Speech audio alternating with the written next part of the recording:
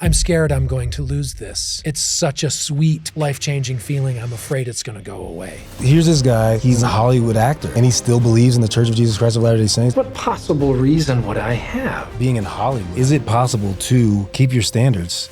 There's so much content out there that is just so demeaning and that sucks the spirit away. I'm trying my hardest to not be a part of it. The minute that I started watching television, I knew that I wanted to be Beretta and Starsky and Hutch and Bozo the Clown. And everywhere I went in my house, I was in a movie, I was in a scene. I didn't just walk into the kitchen. I waited until I imagined a director saying, action. My mother, when I was a boy, she said, if you'll just let the Lord be your agent, everything will work out. I got the first script, bring up my first line, my heart starts to sink. What have I gotten into? It's like it all started to make sense. Take me back to that day that you received a potential role to work on Amazon, like on an Amazon film. This is like any actor's dream, right? Right. Well, I mean, it was Amazon Prime, right? So it's, Amazon's, but it's one of their own television series. All these streamers have them now, right? And I'd always had a goal, a dream to act using my Spanish. Not necessarily to be a Latino character, because I'm clearly very Irish or whatever I am. I'm German, I'm a mix, I'm a mutt. But I've always wanted to do that. And so an opportunity came up out of LA to be in this series, to be a regular in this series. Their first season was going to be 10 episodes, I believe. And I saw the breakdown for the audition, and it said it was a DEA agent, who works for the government down by the border of Mexico. And it turns out that this show is actually going to be for Amazon Prime Latino or Spanish. So it wasn't just a part where I spoke Spanish. The whole series would be in Spanish. And I'm like, wow, this is for me. I want to do that. I want to be the gringo. And you have to be highly desired because there's not a lot of people who are gringo. That's what I assumed. And you're right. And so was I, because when they saw my picture and the note from my agent said he speaks fluent Spanish, they're like, we got to see him. So I went down to LA because, I was going back and forth. We lived in Salt Lake, and I would go out to LA for a meeting, and I'm there, and there's 3 or 4 white guys, if I may, who are there, and I'm the last one, and I see them come and go. And I kind of know how white guys speak Spanish, where they've learned it, whatever. And if they're not returned missionaries, they're not going to do it like I do it. That's right. And I served in Spain, so my Spanish is from España, and it's a totally different accent. We lisp, on the C's and the Z's, all that stuff, Barcelona. Yeah. So I go in there, and I do the read for them, and they are gobsmacked. They're just like, wow. Are you Spanish? Huh. Were you born in Spain? But anyway, one thing leads to another, and they offer me the role. Okay, so you get the role. I get the role. Now, what does this mean? Well, obviously, it's the culmination of really a lot of hard work and dreams and everything, and it's going to be on Amazon, right? And it's consistent. This is a show that you have multiple episodes. It's not just one episode. 10 episode series to start.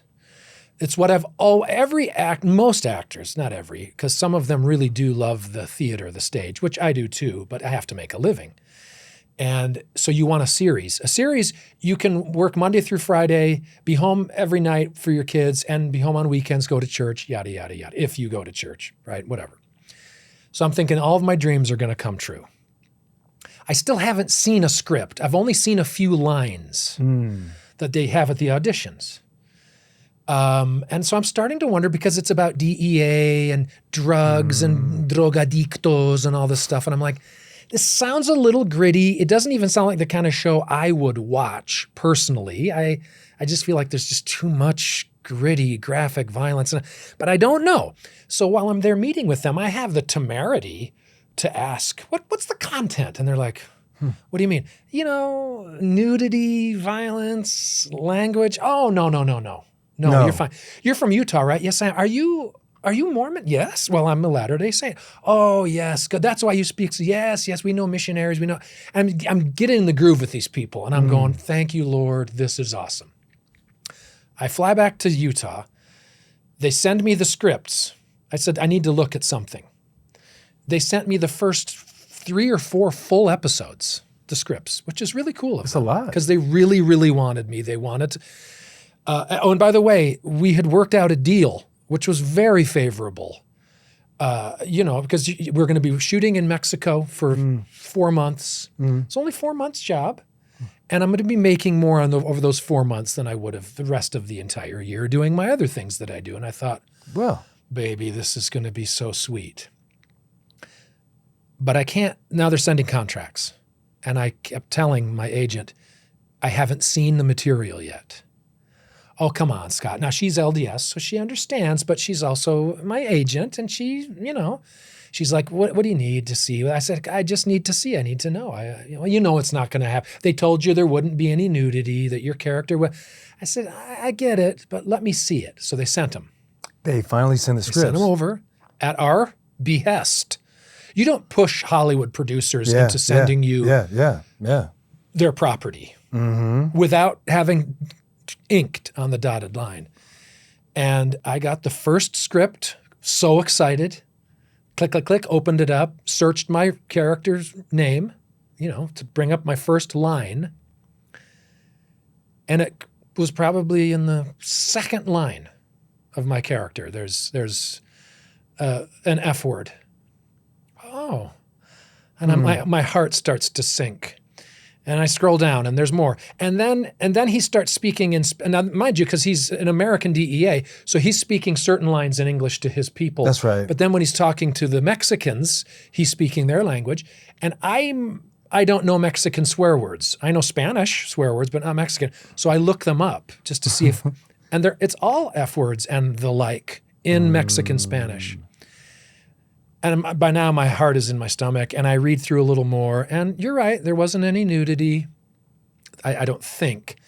The violence, at least, was written extremely graphic. Written graphic. Written graphically, because, the script has to tell the director the level of... but it was pretty much just the language, and I just thanked the Lord.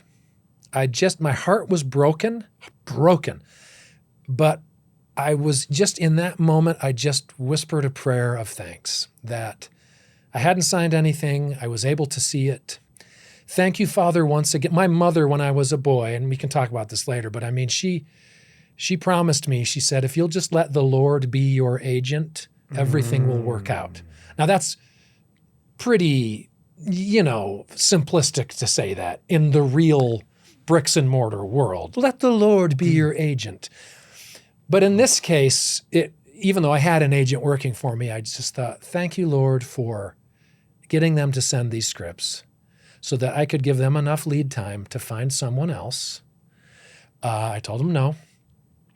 They were blown away that I had already agreed to the amount, the terms, but and they said, why? And I said, the language is unnecessarily awful. I don't want to contribute to this society that I see is just swirling the rim of the toilet of life. We just have all the content, present company excluded, obviously in this entire building of Scripture Central. But I mean, there's so much content out there that is just so demeaning and that sucks the spirit away. And I just thought, I'm trying my hardest to not be a part of it. Do those words personally offend me and keep me up at night? No, I hear them all the time. I have sons, you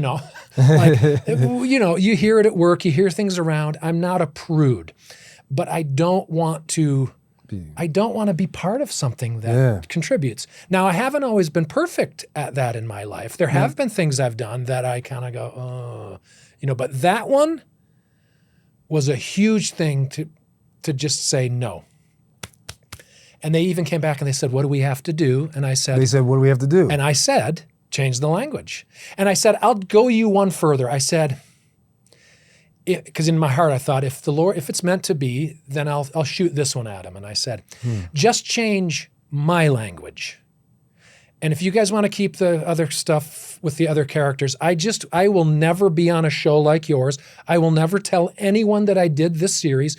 They'll never be the wiser. It's in Spanish, and it'll just be me and my little family and my God that knows that I conceded ground, did a series, but my character didn't cuss. I even said, how about if you make him a Mormon DEA agent? And maybe that's part of the fun, is that he's sort of prudish, and yet doesn't hesitate blowing a guy away who's a bad guy, but he's not going to say, F, you know what I mean? Yeah. And they said, What they say? They said, we'll see. They took it to their writers, and of course their writers said, not a chance. For a writer, his or her script is Bible. Yeah. And they said, no. And I said, well, thank you so much. And they said, we want you to know we're heartbroken. You were perfect. We love you. We love how you speak our language and everything about you. You were perfect. It's like we wrote it for you. And I said, all of that is totally bittersweet. Thank you for telling me, but it's not going to change my mind. Wow. And I'd like to think that one of those producers, because I do remember one of them when I was at the meet and greet with them in LA, I could see there was some kind of connection with my standards and the LDS church. He said he had a friend who he'd grown up with that was a Mormon, and how he always thought he was such a great guy and what was different about him. So in a small way, if even for him, me turning away, because in LA, you don't do that. Unless you're A-lister. Yeah. So here we are. I mean, you're an actor. You've been acting for a long time. Since you were a kid, you wanted to be an actor. Yeah, that's Let's right. go backwards. Let's go back to when you were a kid. Well, I mean, based on this idea, like, is it possible to keep your standards? And I think that, being in Hollywood, I mean, I would think that would be like the epitome of like this type of paradox of this desire to want to do this thing that you love to do, that you feel like is this purpose, or even that you do naturally as a gift from God. But then the environment that you would find most of the work is in a place that has challenges like this. Yeah. Right? Yeah. So take me back to when you're a kid. When did you first start wanting to be an actor? Well, I think a lot of actors and performers are deeply, deeply subconsciously seeking approval, acceptance, security. I was raised by a divorced mother. My father was not a major influence in my life. He had us every other weekend for a while. Then he moved to Florida. I guess I loved him. He wasn't a bad father. He just was divorced from my mom. How old were you? I was an infant when they divorced. Really? And I had 3 older siblings. So my sister was 7. We were all quite young. And he left my mother. I mean, to put it kindly, it wasn't like, they broke up and went separate ways. He was not necessarily terribly faithful to her. And we've all forgiven him of that, and everything's fine. I have I have half brothers and sisters with his next wife. And so it's been great. He passed away a few years ago. But anyway, I don't know that was it, because I never really connected with him. But for some reason, I mean, the minute that I started watching television this would have been the late 60s, early 70s, I knew that I wanted to be Beretta and Starsky and Hutch and Bozo the Clown. And it was like I'd see these shows, Mannix, Wild Wild West. Some of these your viewers / listeners won't even recognize. Maybe even you. But it's okay. You're quite a young man yourself. But there was something that I just said, I can do that. And so very early on, I could do impressions of actors as a 3 or 4. In fact, my sister Andrea, my next oldest sibling, discovered that I had a propensity to read. I could read very well. She taught me to read when I was 3 years old. So at 3, I was already performing. We would go visit my aunts and uncles and cousins throughout Michigan, which is where I was born and raised. And my mom would we'd go over to Aunt Carol's, and she'd go, look at what Scotty can do. And she'd say, just hand me a newspaper or magazine. And now I'm a 3-year-old. 3 years old. And they'd hand it to me, and I'd go, earlier today in Manhattan through the financial district, there was I'm reading stock quotes and different articles, and they would all just cackle and laugh and think, can you believe this little genius? So I already kind of got, the bug for an audience when I was quite young. And then as I kind of moved up through school, they moved me up a grade. They wanted to move me up. They wanted me to start in 2nd grade. The very beginning? At the very beginning, because all the kindergarten and 1st grade reading levels, I was reading at a 9th grade level when I entered kindergarten. Yeah. So I'll only tell you that because my stupidity caught up by 3rd grade. Like And maybe it was my initiative or whatever, but I just didn't. We only get 3 years. I We only get enjoyed 3 years. I enjoyed 3 years of being a little Albert Einstein, but it was all reading. It was math, science, none of that I had any proclivity toward. But reading was such a strong point that it really became the foundation of and it is a foundation of being a great actor. And not that I am one, but I'm an actor. But I am a pretty darn good reader of copy. So I mean, having this ability to read where I can just look at the page and there's no words that I don't know. I've been reading since I was that age. So when I go into studios with producers and they hand me a script cold, they know it's going to take 2 takes having just seen it and perfect. Thanks so much. Here's your voucher. You're done. Wow. Yeah. So that's amazing. So when I was that age, that's what was going on. And I everywhere I went in my house, I was in a movie. I was in a scene. I didn't just walk into the kitchen. I waited until I imagined a director saying, action. And then I'd walk into the kitchen and make a peanut butter and jelly sandwich, trying to act like a little TV spy. I was just a weird little kid, man. That's so cool, though. Hair out to here, When you're watching movies, you're like imagining. I'm going to do that. You're going to do that, and then people, nobody even knew, but you're like reenacting that in real life. In my head, I was imagining everywhere I went for a while. It was kind of my, how some kids have imaginary friends. For me, my imagination, my security blanket was that I'm in something. That we moved a lot. So I was the new kid at 5 or 6 different elementary schools every year, first grade, second grade, third grade, fourth grade. I was walking in first day of school, once again, the new kid. So to deal with that, I made it a movie. I made it a play. I made it an acting gig. Wow. And it was me, all right, everybody's looking at me, check me out. I'm the guy sauntering down there. Now cut to the close-up. I had it all in my head. And this was a way, you're not saying this, but a kind of a coping mechanism. No, I think I'm literally just kind of discovering that as we talk about it, because I never talk about this. Whoever asks me about my childhood really anymore. But as I think about it, I think that is how I coped with being the new kid, with not having a dad. There was a lot of insecurity about not having a dad. Yeah. All my friends' dads were kind of my surrogate dads if they were nice. But so when I started becoming a dad, now jumping way forward, we'll come back. But I mean, it's hard. It's like I didn't have a real in-house model. I only had Brother Loftus and Brother Fielding and Brother so-and-so, who, by the way, are real people. I think most of them have passed away. But I had our home teachers. That was important. So your dad, you didn't have much contact with your dad. No. And while you're growing up, you noticed that you had this natural gift, which was amazing. It's impacted you even to this day. And now you're even starting to discover, even as we're talking now, that a lot of how you were then is probably a way for you to cope. Right. I mean, really, I think we all realize that we're kind of, we're the sum total of our child. Especially as you become a parent, right? You realize everything I say, do, is somehow another little kindling or a major log on their fire of who they're becoming as adults. It's weird that way, but that's why you lay on a couch and they say, tell me about your childhood, because it all goes back to childhood. Now, I've never had a therapist, although sometimes I think it might be nice to do that.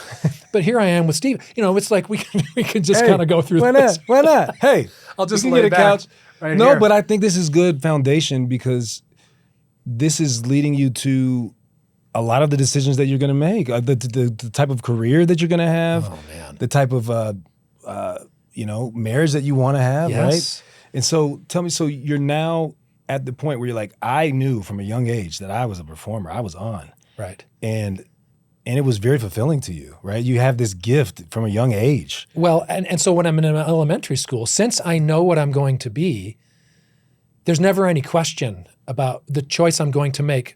I'm sitting in 4th grade in Michigan. The teacher says, we're doing a class play for the whole school. I immediately said, I'm in. Raise my hand. And of course, I'm the class clown. I'm the loudest kid. I'm the most showy because I'm seeking all of that, what do you call it? Validation. Validation and all the love of people, whatever. My mother, by the way. But you also connect very well, very quickly, very easily It's with people. true. I got along really well. And I was the youngest boy out of all my friends who took an interest in girls, like right away. You know, they all, girls icky. I'm like, are you nuts? She's gorgeous. I mean, I was always flirting with girls from kindergarten. Carla Holdsworth. Our mats laid right next to each other. I reached over and touched her hand. And she kind of went, and we just sat there with our pinkies touching. And I thought, girls are awesome. But anyway. This is great. So the teacher says, we're doing this play. It's about a pet rock convention. So that gives you an idea of the 70s. That was one of the fads, was pet rocks. And she said, now we need to cast it. And it was just, and I said, I want to be the lead. I want to be the lead. I want to have the most lines. I want to be the lead. She's like, well, there's different parts here for different people. I'm the lead. Okay, you're the lead, she says. You will take the lead no matter what? I said, yes, I will take the lead. She said, the lead is the reporter who covers the Pet Rock Convention. Awesome. I said, does the reporter have the most lines? Yes, the reporter has the most lines. You'll notice she's not using any pronouns at this point. The reporter has the most lines. The reporter has the lead. You'll take it no matter what? Yes, I will. Boom. Scott, you're the reporter. Gives me the script. The reporter is a woman. I had to wear my mother's dress or my sister's and a wig. Well, actually, I didn't wear a wig because my hair. You just owned it. You just took it. She made me. She said, if you're going to do this. Really? And my mom said, honey, don't. Of course, I didn't want to, but she said, don't be ashamed. Just, you're good. People will make fun of you, but if you laugh at yourself first. My mother was a sage. She was the wisest, most wonderful. If you laugh at yourself first, then they can't laugh at you. Exactly. So your mom is a single mom. You're at this time, how old are you? 8, 9. You're 8 or 9. Yeah. And she's already kind of taken this. She's guiding and molding. She has to be both the mother and the father. She has to wear the pants and the skirt. She's doing all the roles, right? And so I did that show. I loved it. The audience screamed and cheered. I have pictures somewhere of me in a dress with high heels, and I'm being a woman reporter. Wow. And from there, I just knew that every school I went to, anytime there was a play, I was going to do it. And you did. And I did. I was the lead in everything that I was ever in as a student. And it was mainly because I would express to whoever was directing it or whoever the drama teacher was at the school, this is my career. This is what I want to be. When those counselors call you down every year to sit and talk about your career goals. Actor. Well, you got to pick something else. All right, director. Something normal. Writer. You know, it was always in the kind of the creative arts, but specifically performing. And it never changed. And they would call home and say, we're worried about your son. He needs to be focusing on being a dentist or a real dream. So we get to Utah. Okay. I'm in 6th grade. You're brand new. You've already moved 1,000 times before. I'm brand new. We're reading these books called The Great Brain. Have you ever heard of The Great Brain? No. Okay. It sounds like a biology book. Yeah. It's not. They're little novels for kids written by a guy who was raised in Utah as a Catholic in the 1800s in a small little town in southern or central Utah. His family's the only Catholic family in a town of Mormons. He's one of maybe 5 or 6 brothers, and the second to oldest brother, Tom, I think was his name, calls himself the Great Brain because he's very smart. He can scam people. He cons people. He solves mysteries. The kids at my age, we devoured these Great Brain books. They were so funny, and they were based on his life. All of a sudden, I read in the newspaper because I'm used to reading it, even in 6th grade. I've been reading it since I was a little child. I would read the Help Wanted ads, looking for a job. I see a Help Wanted ad under Help Wanted that said, the Osmond family is casting the Great Brain movie they're going to be shooting. Looking for boys ages 8 to 13. Please send your picture to this address. This is long before even you could get a photographer to take a headshot. I went down to Walgreens at the University Mall, sat in a booth, took Do you have this picture? 4 pictures. No. I wish you did. You sent it off. I sent it in. And I thought nothing of it, right? I told my friends, and most of them didn't care because they weren't interested in acting. I had one friend who kind of dabbled, so he sent his in too. And about a week later, he comes running to my house with a letter. Look, I got called in for an audition for this show. And I went, oh, man. And then Of course, later that day, I got mine. So we went up to Salt Lake. Our parents took us up to the Hotel Utah on a sunny Saturday morning. And there must have been 2,500 8 to 13-year-old little Utah Mormon boys that had come to audition for these parts because all of them knew the books. Yeah, yeah. And none of them were actors, but they all thought it'd be so cool to be in in a movie that the Osmond family was making. Jimmy, the youngest brother, was going to play the Great Brain. Really? And they're casting his brother. How old is he at the time? He was 13. Okay. Maybe okay, 14. Okay. So he fit the mold. And I'm like, oh my gosh, Jimmy Osmond, I knew him. Donnie and Marie, we knew all these people. They're so famous. It's so cool. I'm so excited. So anyway, to make a long story short, I go in. It's finally my turn. My mom waited in the hall, out in the hallway of the hotel. I go in. I got these producers, directors. This is my chance. We've moved out to Utah. I'm 1,600 miles closer to Hollywood than Michigan, and here's an opportunity to show my stuff. I read the cold. They handed us the script there. I did it cold. I knew I was a good reader. Bing, bang, boom. Mm-hmm. They scribbled some notes. Thank you very much. Please don't leave. Because my friend had already come and gone. So we went back out and we waited and waited and waited and waited and waited, and all the kids came through and all of them were gone. And they called my mom back in. Scott, you can wait here. Mom goes back in. The guy says, we've seen over 2,000 boys during this weekend. Your son is the best actor we've seen. Wow. He's done the best job, at least in this audition. He killed it. And I'm just sitting out there going, what's going on here in this empty hotel? And they said, we'd like to see him again. They didn't offer the part right away. We need to call back. Well, now he's the best one. Here's the lesson that I learned. I won't bore you with all the callback details and everything that went on that got me so excited. I was out shopping for motorcycles. I thought I was going to be a millionaire in the 6th grade. And a Suzuki RM80. I had my eye on it. Long story short, it came down to me and another kid for one of the brothers. So one of the lead roles. And they told my mom, they said, here's the quandary we're in. Your son is infinitely better than this other boy. But this boy looks exactly like what we have pictured for this character. He even resembles Jimmy Osmond. Like the brothers. So you know exactly what's going to happen. Yeah. It doesn't happen on stage. On stage, yeah. A 17-year-old, I played Henry Higgins, who's in his 50s, or a 50-year-old can play a 17-year-old. But in movies and on television, where the image is up close, they said, we're going to go with the looks instead of the talent. And that happens a lot. And from that day, but I learned it as an 11-year-old. I learned that heartbreaking lesson. Now, to their credit, they said, your son needs to be on this set. He needs to be part of this production. So really? So I was Jimmy Osmond's stand-in, which was cool. I never showed up on camera, but at least I learned kind of behind the scenes. I was there with a tutor. We had a trailer.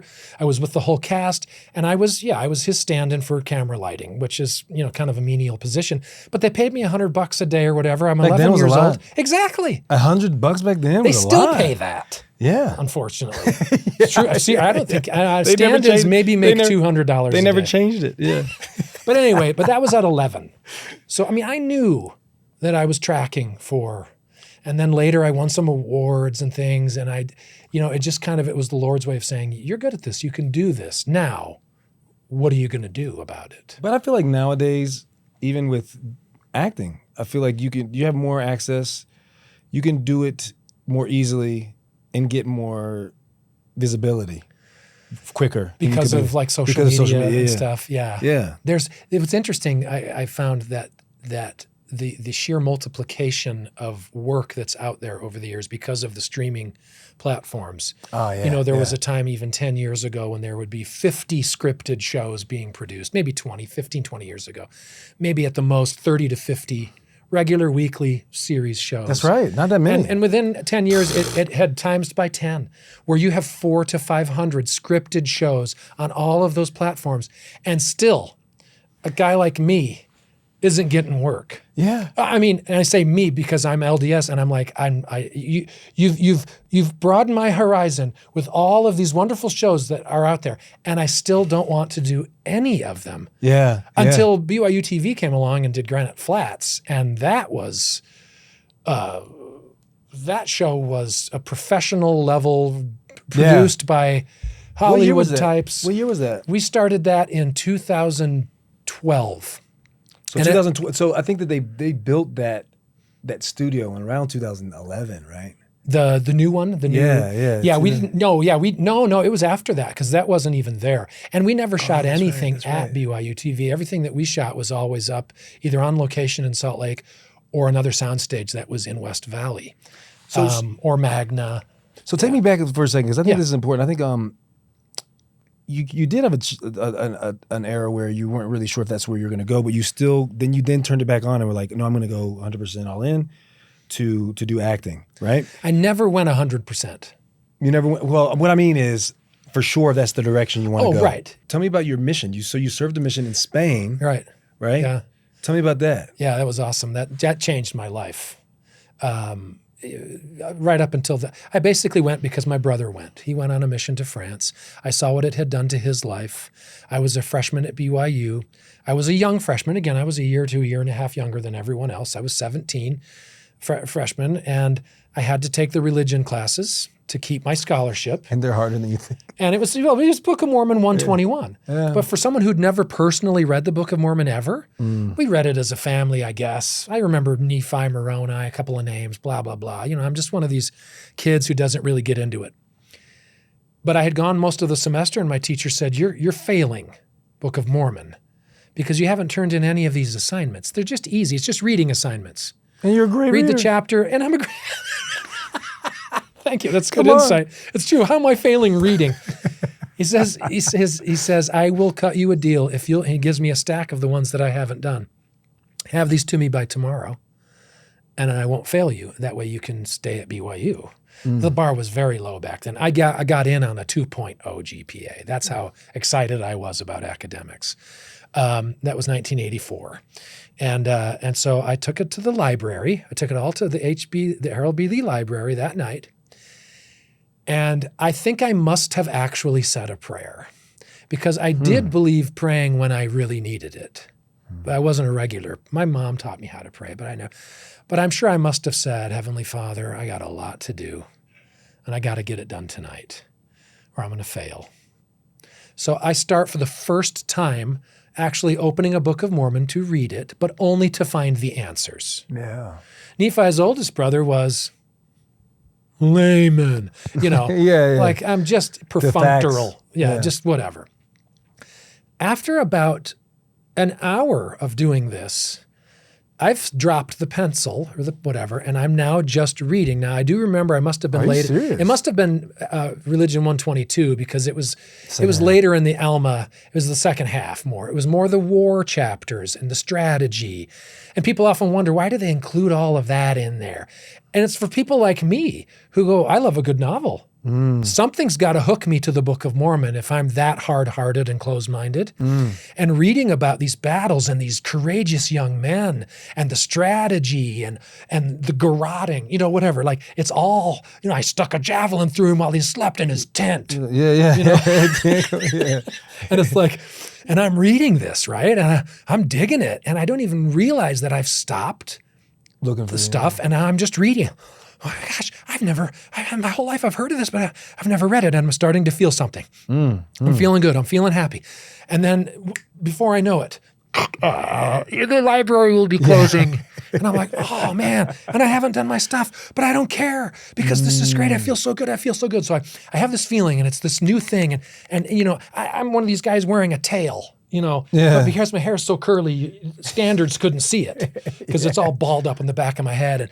And, the teen angst, I got my Walkman on with my 80s music, and here I am feeling this bright, shiny, happy, totally uncharacteristic of someone like me. So I skip home. It's nighttime. I go down to the little house me and my brother are roommates in. And I come in and he's just got home from a date with his fiance. He'd already been on his mission to France. He sees me And I'm ear to ear beaming. What's going on? I said, I don't know, man. I feel good. I feel so good, Wow. And he's like, what have you been doing? And I'm like, I was never one of those cats, man. I never had any word of wisdom issues. I had an attitude problem, but I could learn from others' mistakes. I'm good with that. I can observe and learn. I said, no, stop it. I haven't done anything. And he said, well, what's going on? I said, I don't know. I feel hope. I feel happy. I just love this feeling. And he said, well, where were you? I said, I was at the library just doing homework. Well, what were you studying? I said, well, the Book of Mormon. I'm behind on these things since I've been reading the Book of Mormon, whatever. And he's like, Scott, you're feeling the Spirit. You feel happy? Yeah. You feel peace? Oh, you feel like life is, it's so good. I don't know why, James. Why? It's the Spirit. And when he looked in my eyes and said that to me, it clicked. All those youth conferences and scout camps and all the places where we'd had forced testimony meetings and kids standing and saying, I know the church is true. I know the church is true. I know the church is true. I know the church is true. I feel the Spirit. I feel the Spirit. I feel the Spirit. And I'm always sitting there going, yeah, whatever. You don't feel anything. Come on. And when he said, you're feeling the Spirit, my life from that day forward changed. I mean, first of all, I burst into full-on tears. I cried, I sobbed right in front of him, just of joy. And he was taken back, and then he gave me a hug. He's a good guy, and he was like, "Yeah, buddy, let it out." And he said, "Well, you can stop now." I said, "I'm scared." He said, "What are you scared of?" I said, "I'm scared I'm going to lose this. It's such a sweet, peaceful, life-changing feeling. I'm afraid it's going to go away." As many of our converts on our missions will attest to, and other people, of course. But I didn't know that. And he said, "Do you want it back?" And I said, "Yes." I said, "What do I have to do?" He said, "Read the Book of Mormon again and again and again and again. And don't stop. And just keep going throughout your life." Yeah. It's like my brother. Simple, but he was like a surrogate father for me because he was my older brother. So I looked to him as an example of things. But for him to identify the Spirit, for you, that's critical. You know what I mean? And it's huge. So putting in papers for a mission and all of that was that was the transition point for you. Wow. What were there any particular parts, any particular verses where you were like, obviously the experience was a powerful experience. Were there which parts? Well, the part that had the most significance for me a little bit later was when I was in the MTC, because I still, even going up to the MTC, I still wasn't perfect in reading the book. Yeah. Again, the bar was low. This is pre-President Ballard bar raising. But you had a confirmation. I had a confirmation that was enough. But I got into the MTC and I finally started reading it truly, truly for the first real time under the spirit and influence of the MTC. So, you have to read it like an hour a day, together, apart, alone, whatever. So I'm sitting there in MTC, reading it day after day after day, feeling the Spirit, loving it. As I get to 3 Nephi 11, 3 Nephi 9, 8, 9, 10 in there, things are starting to crystallize for me. And I'm going, wait a minute, this is the voice of the Savior. This is Jesus Christ, the Jesus that I know from our days as Protestants in Michigan from the Bible. This is Jesus, the baby Jesus. This is the Jesus I know from Christmas and from Easter and other holidays and from crosses on my aunt's wall. This is Jesus that I've never really even thought about, even as a baptized, converted member of the Church of Jesus Christ of Latter-day Saints, but I was a kid. And then I get to 3 Nephi 11, and I stop and I go, hey, do you guys know that Jesus is coming down to the Nephites? They're like, yeah, that's why we're here. They looked. You're in the MTC, and you're like, Jesus came here. He came. He was here. Can you believe it? He was in the Americas. They looked at me like I'd just given birth, man. I'm telling you, it was you're in the so MTC, you're funny. like district, and they're like, he came here. And you're like looking at through. But that was it. But then related to that, so in the MTC, what was the verse? Do you remember? It was all of 3 Nephi. It was just the fact that he appeared. When he came. And, even just reading in the heading, the Savior appears to the Nephite people around the Temple Bountiful. What did that mean to you? Why was that such a moment? I think it's because, like I was saying, all the flashbacks of my whole life of I know Jesus. We were Jesus freaks when I was little. My mom was a hippie, the whole thing. But what it meant was when I closed the book and I saw that new subtitle, because back then the Another Testament of Jesus Christ was brand new. That wasn't always the case. That was a new thing. It must have been President Kimball, I guess, at the time. Maybe Benson. I don't remember. But that's when that was added. Because it used to be just the light blue cover with the angel. With the angel, yeah. But then they added another, and then I looked at that and I went, oh, the New Testament, the Old Testament, another testament. It's like it all started to make sense. The stick of Joseph, the stick of Judah, all the things that Scripture Central just bathes itself in. And here I am, the host of a show about the Book of Mormon. I mean, and it started with me making sure that these other elders and sisters knew that Jesus visits the Nephites in this wonderful blue book. I don't know. It almost, you're not saying this, but almost like, do you think there's a little bit of portion of it of like, if he came to the Americas, like he was so personal to come to them? I don't know if that's what you're telling me, but I don't want to make that up. No.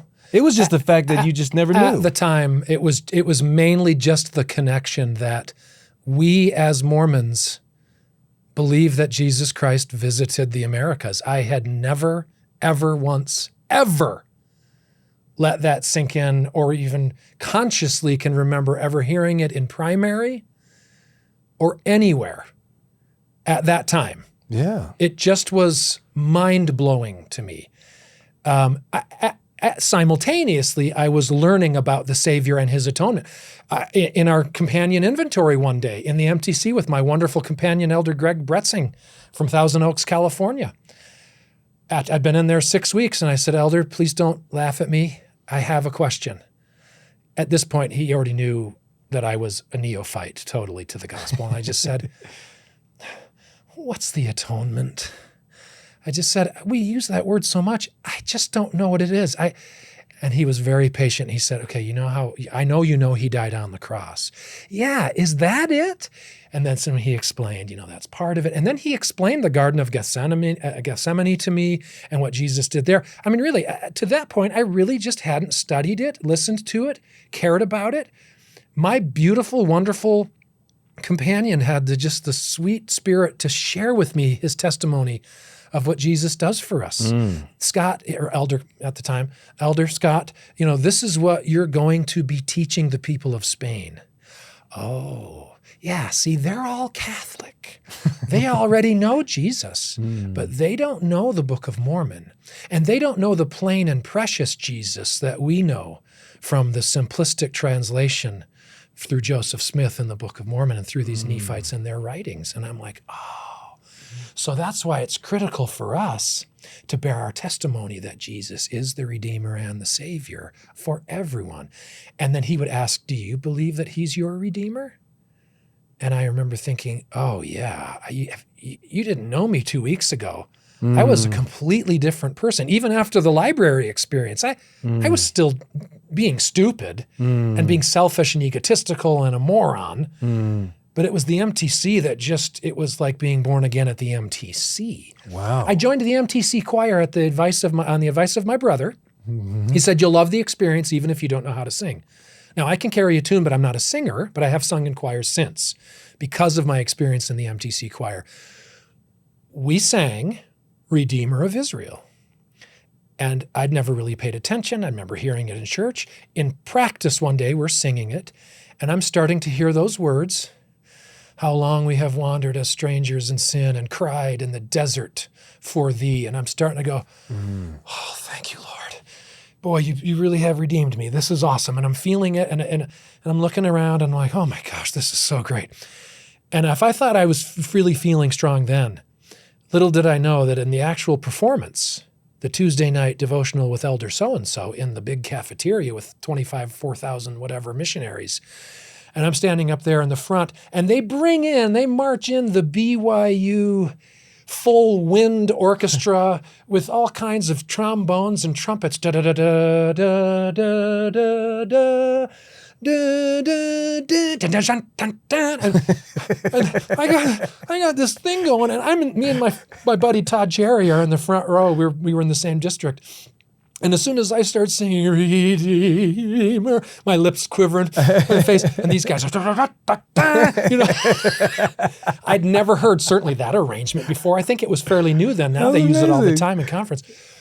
So they're playing this thing, and by the middle of the second verse, somewhere in there, man, I was, once again, just projectile tears. And he's looking over at me, and I am just weeping. And people think that it's the weeping of the sad and the brokenhearted and the repentant. It's not. It's the weeping of the repentant, yes, but it's the weeping of a kid who's really feasting for really the first time on a spirit that he is welcoming, so wanting it so bad. And it laid me waste. Now, 10 months later, 11 months later, I'm on my mission. I'm reading in Alma 5. Remember, the song is Redeemer of Israel and how it's completely changed my life. And in Alma 5, Alma asks, he asks the people who've been members of the church, who've received their covenants, and he asks, can you feel so now? Mm-hmm. But what he asks is, if you have felt to sing the song of redeeming love, Redeemer of Israel, I would ask, can ye feel so now? And then in another verse, he also harkens back to the redeeming love. And it was like the Lord had sent those verses directly to me. Mm. And so, I'm 19 or 20 years old, and I'm telling you, Stephen, from that time till now, 37 years later, I have never forgotten the Pentecostal experience that I had in the MTC before I've even had a chance to open my mouth to a single Spaniard. And it has informed the balance of my life, especially in terms of the Book of Mormon. The Book of Mormon, it may sound heretical to say, and it is, but the Book of Mormon primarily saved me. And then I figured out that it was Jesus Christ. You know what I mean? That's right. So you gain your testimony however you gain it. You got to start somewhere. And then you come to Christ. Oh, that's interesting. It's almost as if that first experience with the Redeemer of Israel, you're like, oh, that's what the Book of Mormon is about. And then on the mission, it was almost like, I'm talking to you. Correct. It was like, I love, what is it, was it Elder Anderson? There was a talk where he was like, that you knew, that God knew that you knew. Right. Do you know what I'm saying? Yes. It was like you had that experience, like, do you know what I mean? He used that construct over and over in the talk. But I'm saying that feels like that was that moment for you in the mission field where you're like, obviously he knows that I know. He knows that you know. Yeah. And he's asking. It's very intricate. It's but you were wanting to know it too. So you're in Spain and you're having this powerful experience, and you're obviously teaching the gospel, but he's changing you. Oh, totally. Yeah, when they say that a mission is not just for the people that are taught, but it's for the missionary. Because look, we recognize that a full-time mission, whether it's in the field or whether it's a service mission, as long as you serve a mission, you're being prepared to not only be a husband, wife, father, mother, but also a leader and a servant in Zion.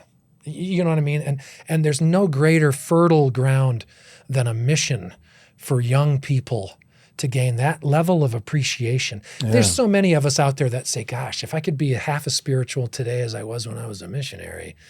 And you kind of go, dude, what are you doing? You're supposed to be growing and progressing. But the hard truth is that sometimes that's true. Well, I think it's really it's kind of like the transition of your life where you're like, because to me, being a parent's hard. But it doesn't feel the same. But you're still growing in the same way. I don't know if that makes, you just don't have as much time to just only focus on this. That's right. And I feel like that's where you get a lot of the fuel for the later times. Like you're doing it consistently over 2 years straight. Correct. That I feel like it can fuel a lot of things. Well, I think that's what happens to a lot of youth today. I was a bishop of a YSA ward, and many of them struggle with the transition. And that's been going on forever, right? The transition from being a full-time mantle-bearing, set-apart elder or sister. You are set apart. Yeah. And if you think it's going to feel weird when you come home, you're right. Yeah. And you should be grateful, because that means that when you're on your mission, it really is real. If it didn't feel any different, why would people go on a mission? It's like, well, if I can feel the same exact way here at home, I'm not going to spend 18 months to 2 years in a foreign land, scared to death, freezing, fending off rodents and gangsters or whatever for anything, even for things I believe in. But a lot of them will come home and they aren't prepared that when that mantle is released from you, you're released sister, you're released elder, it's gone. And now, like you say, you don't have the benefit of 24/7. You could if you wanted to, but you got to go to school. You got to find a mate. You've got to work. A mate sounds like. Well, it's foundational. I think it's the foundation, right? Shouldn't it be? That we can rely back on, Yeah. It is for me. I can't speak for anybody else. Right. Yeah. Yeah. So you serve a mission in Spain. Yeah. And then you come back, I'm assuming you finish school. When do you get more into the acting world, or is there anything else that you want to add in between? Well, no, I almost didn't go. I mean, one of the things that almost kept me home from going was the fact that I had done my freshman year at BYU, and all of the professors and all the directors were high on me. I was the actor of the year, the freshman of the year. You're going to be back next year, right? Because we're going to be doing these shows and we want you in them. I mean, truly, there were professors who were reaching out to me and saying, I'm thinking of doing this show. I'd love to have you as the lead. And for a young 17-year-old, 18, I guess at the time I finally turned 18, I was like, I'm going to keep wow, doing this. This is awesome. Yeah. And, don't go on a mission because, your career is right ahead of you. But I had those experiences and I thought I have to go, and I'm so glad I did. But I definitely, while I was out there, I was probably immaturely making deals with God. I think a lot of young people do that, I promise to not act trunky or disobey if when I'm done, you'll give me an NBC contract. Yes. I will not go into the apartment. Yeah, right. When it's raining, we're going to knock my wife is becoming more beautiful every time it rains. You remember that? Did you ever say that? Stuff like that. That's funny. Yeah. No, we just did it because we were gluttons for punishment. And we followed the Spirit sometimes. There was great experiences like those, though. Yeah. Where you're just walking home and then you go, we got to knock on that building right there. And you in Spain, it's all apartment buildings, everything. So you rarely ever knock on a little house. They just don't even exist. So you just buzz all the buttons until someone lets you in. Usually you say, cartero, like mailman, or you lie to them. They're like, ¿Quién es? Yeah, Juan. And everyone's named John in the building, John? But you go to the top. You take the elevator to the top, and then you start knocking all the doors, and then you take the stairs down to each floor. And then so you first come out. Yeah, you got to get in, and then you get up to the top floor. And that's pretty much, back in the mid-'80s, that was kind of our thing in Spain, at least, was just knocking doors. We did a lot of street contacts, but yeah, so you'd be tired and dead tired, and the humid summers and the weather, we were all along the Mediterranean coast. It was beautiful, but it could get really hot. And it was like, let's get back to the apartment and cool off, even though there wasn't any AC. And then we would occasionally say, we need to knock this building, and we would find people. I mean, in the last moments of that day, we would, because Spaniards stay up and have their dinner like at 11 p.m. Yeah, yeah. Really late. They go to bed at 1 a.m. And they go to work early and they have a big, huge gap. They have a 3-4 hour lunch. Yeah. Mediodía. And so did the missionaries. Missionaries pretty much weren't out knocking or talking. We had long breaks. So in our mission, you could stay up late and you'd also get up later, Yeah. That's great. Oh yeah. So you come home from your mission. What were some of the key takeaways from your mission? I mean, for me, it was the love of the Book of Mormon. Really, it solidified itself. It was galvanized in my soul. I worked with a companion there, an Elder Garcia from Madrid, and he and I we set a goal to be the top. It's funny. I think there's a scene from In the Best 2 Years. A movie based off of movie that I'm in. No, but I think a lot of missionaries around the world did it, but we did it in our mission. And he said, I want to be the top Book of Mormon giver. Oh, he was the senior companion, and we had to pay for the books then. It was like I don't know if I have enough money, but the office would ship us 100 copies of the You Book of Mormon. paid for the Book of Mormon through your money? Through our money. We would How much pay. were they each? And they'd only charge us like 50 cents a copy or whatever, but still. That's a lot. Yeah.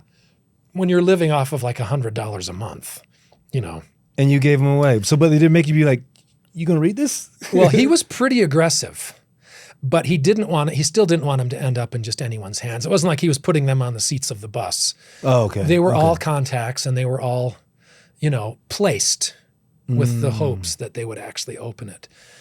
But even still, my love for that book just really, really increased. And of course, my undying devotion to Jesus Christ. I really gained an appreciation for who he is as the God of this earth. Like, he's the creator and all the things that I learned in the temple. That's a whole other, ball of wax for a kid like me. To just like, what, who are we? Where did we come from? Where are we going? But it worked out. And I'll tell you what, when I got home, the first thing I did was, which I listened to my mission president and stake president, and I went and looked for a wife. I mean, I'm like, I don't trust me. I don't want to be a young man, a young bull tromping through the fields. I just want to go and live what I've been sort of teaching vicariously for my parents. Like, because there are things that missionaries testify of that they have no real world experience testifying of. Yeah. Many of them have never even had a job to tithe. Now, many of them do, of course. But, things like that, or they've never had word of wisdom issues, or especially they have no idea about eternal marriage, sealing like that. They don't live it. They don't have a partner. It's not. So you've gone and you've taught these things. You've promised people. You've sworn to them that it's great. You've testified is the word. And now you want to go live it. And so I went about very quickly. I dated there's probably women watching this. I would think, years later they go, oh yeah, I think I didn't date them. I just went out on dates with them. I went out on probably 100 dates in the first 2 months that I was home. Wow. And they weren't setting up. It was me going out to places where I saw a cute girl. If I saw a girl, I'd pull over and I'd go over and talk to her and I'd ask her out. I mean, I was anxiously engaged in getting engaged anxiously. That was my thing. And I met my wife at a dance. What number? I'm playing. What number was she? She's a number. Not that she's a number. Yeah. No, I don't know. By then, you lost track after 100 and it was after that. Well, it's funny. I had dated, and then I got cast in a film that shot in Nevada. And this was just a few months after my mission. And I went and shot this film for a couple of weeks. And so I hadn't dated anybody. There was one girl that came with the crew. It was the director's sister, happened to be my age, happened to be quite cute. She and I dated for 2 weeks while we were out in the woods. It was convenient and fun, and she was a great friend. Anyway, and it was great. So then I get back, and I don't really want to continue that relationship. It wasn't convenient at this point. And her name was Liz. And it turned out that the next girl that I met was at a outside dance, down at one of the apartment complexes in Provo. And her name was Liz, a different Liz. And she ended up becoming my wife. Wow. It was like I needed. And it wasn't even like a date. You just met her naturally. I just met her at a dance. We were both dancing alone because you could do that. People still do whatever they want at dances now, but back then it was kind of new to not ask someone to dance. You're just over there dancing by the speaker to Frankie Goes to Hollywood or whatever, right? And she was just gorgeous, and so I started dancing by her. And then when they finally played a slow song. And we're both just sweaty and just kind of standing there. And I'm like, you want to dance to this? Yeah, And I got to know her, and we started dating. And I met her September 9th, 1988, and married her January 14th, 1989. So 4 months after I met her. Start to finish. We married in the Mesa, Arizona temple of the Church of Jesus Christ of Latter-day Saints. That's fast. And it's been 35 plus years. And now how many kids? 5 and 2 grandkids. Yeah. 5 kids, already 2 grandkids. Yeah. Wow. So you still have this itch to do acting. You're still going for that Yes, of course. Yeah. Just this morning, I mean, every day I pray, Father, please bless me if it's thy will to land another acting gig. These shows that I've done in Hollywood that we mentioned at the top of the episode here, some of them were absolute godsends as far as I'm concerned. But for example, there was an episode of NCIS with Mark Harmon, and this thing had been on. It was in maybe its 16th or 17th season, and I read for it, and they cast me, and it was a good part. It was good pay. In what state? It was in Burbank, we shot it in California. You auditioned it in California? Yeah, no, I was living here. I sent a tape from here. Okay. Or maybe, no, that one was in person. That was in person. This was before COVID. Okay.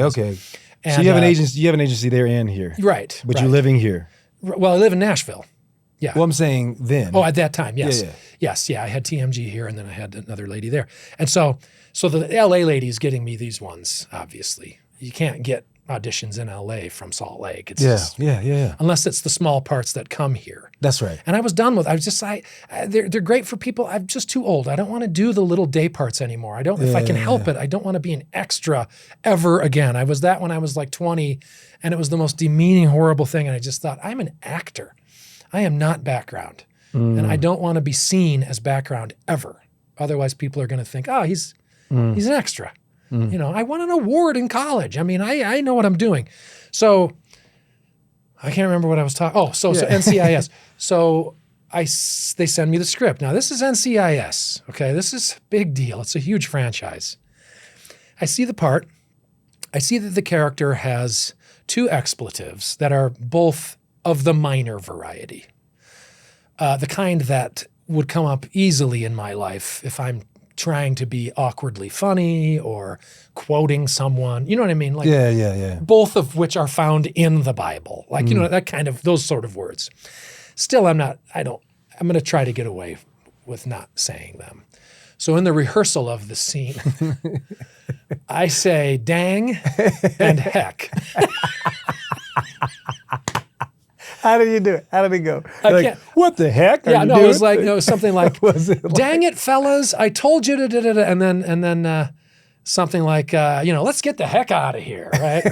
Something like that. Wait, cut. I'm playing a cop, and Mark Harmon and my character are kind of, we've known each other a long time. We're sort of messing around and blah, blah, blah. But anyway, so I rehearsed it and so the guy's watching, and he goes, all right, let's try it again now. So when you land over here, he's going to turn. Okay. All right, let's run it again. And I'm like, dang it and heck. And you already got the role. This is like, yes. This is the rehearsal for that. I'm there. Yeah. We're on set with the people. We're running the lines. And the guy, the great little Rocky was his name. He was actually one of the lead actors in the show. He was directing this episode. He goes, Scott, he said, he didn't say the words. What he did is he was kind of underhanded. He said, okay, so remember, now you're going to come over here and you're going to say, D it, fellas. So then he says it. Yeah. And then you're going to walk over there and you're going to say, let's get the H out of here, as if he's just reiterating, but he's making sure that he's saying the words. So I went, okay, he wants me to. And I kind of just went, Lord, I'm going to do it. Honestly, this is no worse than in my real life. I need to be a better person, but I can do this. And I've seen it. I've used that clip a lot to get other jobs because it's one of those where you go, how do you not, here's an actual actor. He's in a scene from NCIS, and it's there. But I've always tried to avoid, that kind of, like I mentioned with the Amazon show. What was his face like after when you finally said it? You're like, okay, you did it. Good. Yeah, no. Oh, yeah. It was like almost one take. Well, then after that, it was just messing up other parts. Like I couldn't remember the other detective's name. This is a show that's been on 17 years, and they assume that everyone that's on it is a huge fan and that they've been following the show. And I'm like, I don't watch cop shows that much. Yeah. And I'm like, hey, it's Bajdoif, whatever. And he's like, it's Bishop. Oh, Bishop, right. Bishop, I did that to Chris O'Donnell on NCIS LA. I accidentally called him Chris O'Connell. And he was like, or O'Donnell. What did I say? O'Connell. Oh, right. You're like Rosie, not like Carol. We got a joke. We had a good joke out of it. Chris O'Donnell is a very good practicing Catholic. Is he? And when he found out that I was LDS, because I make no secret of it, everywhere I go, they'll ask, where are you from? Are you from LA? Nope. I live in Utah, but I work out of LA. Oh, you're in Utah. Are you a Mormon? Yes, I'm a Latter-day Saint. Yes. Oh, and inevitably, that will open up some. I did an episode of Modern Family.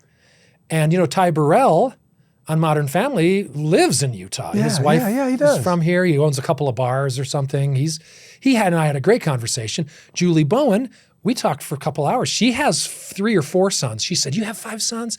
Let's talk about raising boys. We did the New York Times crossword puzzle together. There's kind of an instant connection with some people when they hear you're LDS because all of them know someone who's LDS. So Chris O'Donnell says, we have an LDS couple that has lived next to us in our neighborhood for the past 20 years.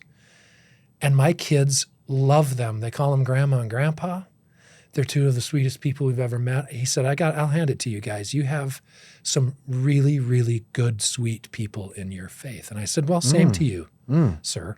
And he and I got along really, really well, so much so that they said, would you like to come back and be on the show again? And I said, no. Of course. And they said, we'll have you back someday. Well, a couple of years go by, and I'm thinking they forgot about me until the series is almost over. They're wrapping the entire series, canceling the show after 14 seasons. And I get called in the penultimate episode, which is basically a 2-parter. So I'm basically in the last episode. The wind-up of the whole series, they finally brought my character back. Are you serious? To kind of help put some finishing touches on Chris O'Donnell's arc. And he says, and now mind you, this is a couple seasons, so probably 40 to 50 episodes later, every episode he's got different guest stars coming and going, co-stars, guest stars, background people. The cast is LL Cool J. They all are meeting all these people. They both remembered me from the time that I was there 2 years previous. He said, wait a minute, you're the LDS guy, aren't you? And I said, yes. And he said, I think I told you about my neighbors. I said, yeah, the couple. He said, yeah, they both passed away recently. And he said, we have felt such a loss that these good people who were such good examples and such good neighbors, have passed on. And I just thought, that's amazing. What a fun way to make a connection with a Hollywood star is to be able to not be ashamed at all about who you are or what you represent. And I'm not special in this regard. I know that everyone listening or watching has had similar experiences, or at least tries to. Yeah. But I guess what I'm saying is to me is that for someone who always wanted to do this and whose constant promise to the Lord was, I will let you use me however you want to, if you'll just allow me occasionally to get these little gigs. Yeah. And so back to your original question 9 hours ago, am I still pursuing it? It's because of those tender mercies and those cool high level Universal Studio, Fox Studio, actually walking onto the Paramount lot, shooting in those fabulous sound stages, being on the stages where they show you the other shows that have been there, the history of this city and town and all the famous, important people. And for just little old me, the little divorcee son from Michigan, baptized in a river in the winter, made his way out to Utah, blah, blah, blah. I'm still no one. Most people don't know my name. I'm not famous, but to have had those experiences is enough. It's like, that's it is enough. Like that feeds my need to be that little 3-year-old performer reading the newspaper, the little kid dressed in a dress in 4th grade. Like because the rest of my life is spectacular with the gospel. Well, let's go back to that little kid, the little kid reading the newspaper, the little 6-year-old kid doing. What would you tell him now, today? What would I tell him? Yeah, what would you say? What advice would you give him? Oh, that had this desire to, however you want to interpret it. But I mean, yeah, I would certainly never change anything, obviously. But the only advice that I would probably give him would be learn to serve, learn to think about other people while you're young. I think there was a lot of sort of early onset narcissism, egotist, selfish. I mean, many kids by and large are selfish. Mine, gimme, me. Mm-hmm. But I was kind of a little island from the old Simon and Garfunkel song. My brother will every now and then go, "Don't be an island, Scott." Because I would shut myself off a little bit. And again, I think it has to do with just sort of the neglect from a paternal standpoint. But I would tell that kid to focus on other people. You know, the most obvious answer would be listen to the gospel, learn it. But I don't know that I could make that kid change that part of him. I went to primary, I went to scouts, I did all those things. It just didn't settle in until I was 18. But the serving, the looking outward, the trying to be unselfish, that could have served me at a much earlier age. And even by saying that it's self-serving, that could have served others. Yeah, which would have helped me. Yeah. But you know what I'm saying? But that's how it works. When you do think outward, it does come back. It doesn't make sense, but it does. Right. Anything that you want to add I know you talked about what you would want to say back to your younger self. Yeah. What were some of the biggest, just life takeaways in general? I know that we have the evidence of the Book of Mormon, right? What evidence have you seen that's not tangible in your life? I mean, like say for me, the everyday, it feels like a basic tenet of our faith that we say prayer, scripture study, attend church, serve others. Like those are always the primary answers, not only the class primary, but the foundational principles of our doctrine. And I truly can testify that the Book of Mormon is magical, if you will. Just for a word that we would ever rarely use in our tradition and culture. We don't use the word magic, but magical in the sense that you cannot always explain what the Book of Mormon can do for you on a day-to-day basis. Let me give an example. If up until the point that I open the book, or open my phone nowadays more likely, and start reading the words, it's difficult for me physiologically to be happy and have a good start to the new day. There is just something, you can open that book to almost any page, anywhere, not even reading chronologically or whatever. And if you just need a little pick-me-up, just open it and just start reading. And within 3 or 4 verses, that spirit is going to enlighten your mind and touch your heart and help you feel something. When Joseph Smith, the other day when I was reading, because, when I go back and read it, I always read the title page, all the stuff, the explanations, all the witnesses. I read the book. And every time he says that I told the brethren that the Book of Mormon is the most correct of any book on earth, and that a man or woman will draw closer to God by my precepts than by any other book, I am blown away at how bold of a statement that is. It is. I mean, he's been bold. Everything he did was bold. But for him to say categorically, of all the books on the earth that have ever been published, written, thought of by some genius or even by God himself in the sense of the Bible, for him to say this book is the most correct of any on the earth is a very, well, how are you going to back that up, Joseph? How dare you say that? And so for the past several years, I have sort of just personally said, well, let me put that to the test. That's a very strong statement. I cannot deny that it's true. I mean, it is absolutely, and when you say correct, that's right. It's not just that it's the most holy and spiritual and it could draw you closer to God. It's the most correct. So when people start to say, well, how did he translate it? Was it 2 stones? Was it the rim? Was it the bow? Was it the Was it in a hat? Was that a thing? Yes. Yeah, it was all those. Who cares? What he says is it's the gift and power of God. And if the gift and power of God is giving Joseph the words to say, how could it be anything but the most correct of any book, a science book, a biology book, a cartography. Well, we've got machines and things that show the exact spots where things are located, and how could it be any more correct? I don't know, but Joseph Smith says it is. And by golly, the lifelong study of it, I believe him. I've felt it. I've seen it. It's correct. The doctrine's correct. People would say, how do you think Amulek, who was just barely a convert, really could come up with all of the amazing doctrine he taught Zeezrom and those people? Holy cow. His lessons are so doctrinally rich. And you might go, I don't know, maybe he didn't. What do you mean by that? Well, I don't know, but it's through the gift and power of God. And if God is going to write a book himself through the hand of his prophet, he has editorial discretion. Yeah. He could change something. Maybe Lehi didn't really say it that way. Maybe he said it this way. And that's the way that Joseph Smith You know what I'm saying? I don't know. But the point is if it's the most correct, who are we to question? Doctrinally, specifically. How it was, right.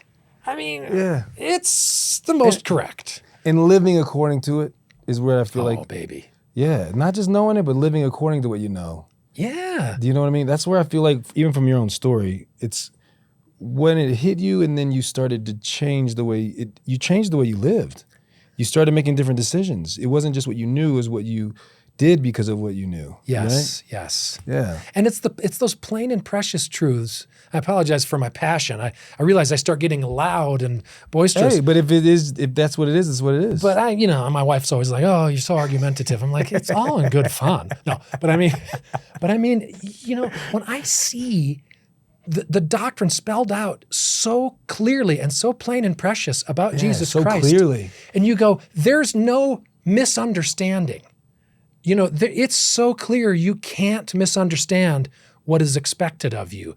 If you didn't have the current organization of the church with the handbook and all of the other tenets of our faith and things we expect, you could still live the gospel just having the Book of Mormon. Yeah. You know what I'm saying? Yeah, yeah. Generally speaking, the day-to-day yeah. is all spelled out in there. Those people lived it just like we do. And the manual came from a lot of it. That is true. It came from the Book of Mormon. That when is Oliver true. Cowdery, what's the name of it? Off the top of my head, now I can't remember. It was what section is it? Well, anyway. I'm like you. No. I got stuff on my head. I can never remember. No. I can find it. I'm not going to take the time to let me show you. I'm going to prove it. I don't know. But I'm saying it was when he was tasked to write the manual. He used the Book of Mormon, majority of it, like 80%. Yeah. Anything else you want to add? Okay. I don't know. Well, no, Be good to yourselves. no, please. Yeah. Look both ways before you question. look both No. ways. No, but this is always a pleasure to have these intimate conversations with people. And this is what I say at the end of every episode. I say that all the things we talked about today, I believe that they're true. I've had a really great experience with you. But I turn to the camera and I say, don't take our word for it. Find out for yourself. This is Let's Get Real. Until next time.